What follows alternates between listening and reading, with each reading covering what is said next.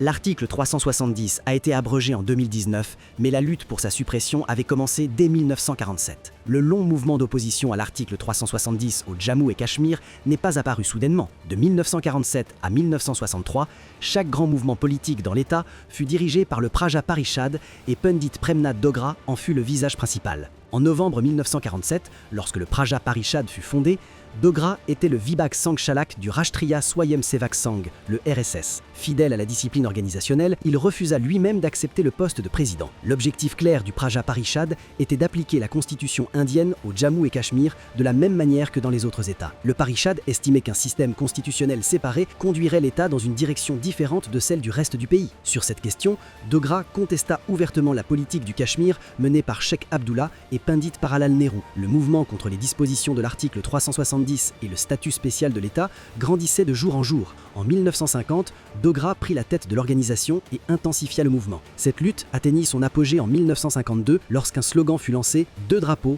deux constitutions, deux chefs ne seront pas tolérés dans un seul pays ». C'est alors que le satyagraha commença. Des milliers de militants descendirent dans les rues et se firent volontairement arrêter. Durant cette période, Dogra fut arrêté et envoyé en prison à plusieurs reprises dans le cadre du Jail Baro Andolan.